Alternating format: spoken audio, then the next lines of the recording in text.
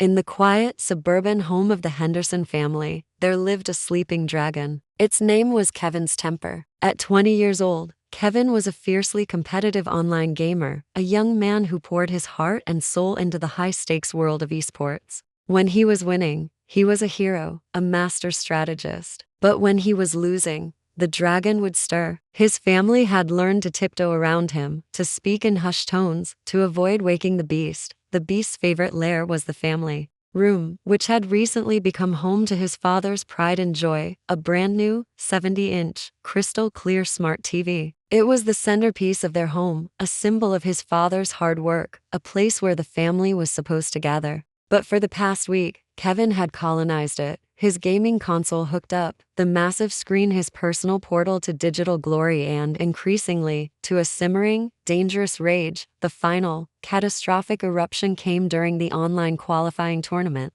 It was the final match, the one that would determine if his team advanced to the regionals. The pressure was immense. The game was a tense, back-and-forth battle. In the final seconds, it all came down to a single, crucial play, a play that rested entirely on Kevin's shoulders. He saw the opening. He went for it, but his opponent, with a split second of superior timing, countered him perfectly. The words "you lose" flashed across the giant screen in brutal, mocking red letters, and the dragon woke up. A raw, primal scream of pure, undiluted rage ripped from Kevin's throat. He tore the controller from its cord and, with all the explosive force of his frustration, he threw it. He wasn't aiming. He wasn't thinking. It was a blind, violent act of a temper that had completely taken control. The heavy plastic controller shot through the air, bounced hard off the wall, and ricocheted with sickening speed directly into the center of the brand new television screen. The sound was a horrific, percussive crunch, a sound of technology and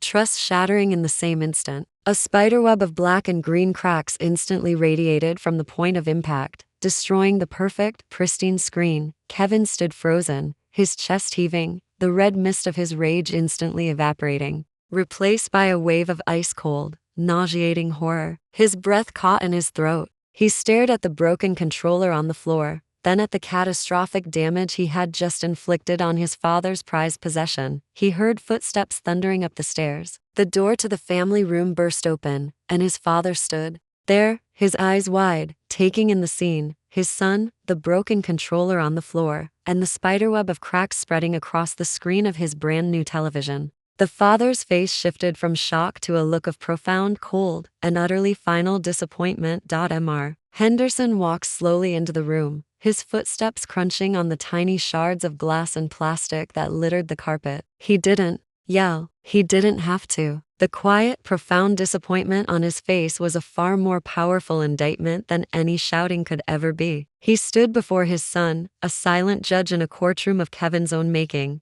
"This," he said finally, his voice dangerously calm as he gestured to the ruined television, "is what your temper looks like, Kevin. It's ugly. It's destructive. And I will not have it in my house." "Dad, I'm so sorry," Kevin whispered, his voice trembling. "I didn't mean to. I lost." "You lost more than a game," his father replied, his eyes hard as stone. "You're 20 years old. This is not the behavior of a man. A man feels anger, but he controls it. He doesn't let it destroy things of value. You just let a digital fantasy turn you into a destructive child." He pointed to the living room. "We will talk in there." Kevin followed his father, his head bowed. In shame, Mr. Henderson walked to the fireplace and took down the thick, heavy leather belt he wore for work. "An act of destructive, childish rage will be met with a firm, memorable, and childish consequence," he said, his voice grim with a sad resolve. "You have proven that words and warnings have no effect on you when you are in that state. So, you will receive a lesson that you will feel. A lesson in the real-world cost of a virtual loss." You will bend over the arm of the sofa. A wave of hot, absolute humiliation washed over Kevin. But he knew, as he looked at the shattered TV and the deep disappointment in his father's eyes, that he had earned every second of what was to come. With tears of shame already burning in his eyes, he did as he was told. The first strike of the belt was a loud, sharp crack that echoed the sound of the screen breaking.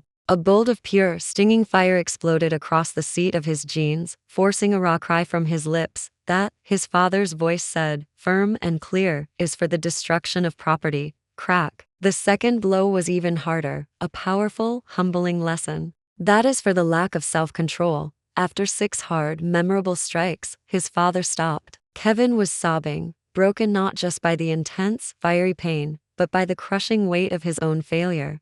Now, his father said after a long moment, "We will discuss your restitution." The punishment was not just physical. It was a complete and total overhaul of his life. First, his father commanded, "Your hobby is now your debt. Your gaming console, your high-end PC, your expensive chair, every game you own, it will all be sold, effective immediately. The money will go toward replacing the television. You will work at your part-time job to pay off the rest however long it takes," he continued, his tone leaving no room for negotiation. Second, you are not a child, but you need to learn to manage your emotions like an adult. You will enroll in an anger management class at the community center. You will attend every session. And finally, you will apologize to this entire family for destroying a source of our shared enjoyment with your selfish tantrum. The following days were a blur of humiliation and hard reality. He sold his beloved gaming rig, the centerpiece of his world, for a fraction of what he paid for it. He faced his mother and sister and apologized, their disappointed faces a fresh source of shame. A month later, the new television, paid for with his own money, was mounted on the wall. That evening,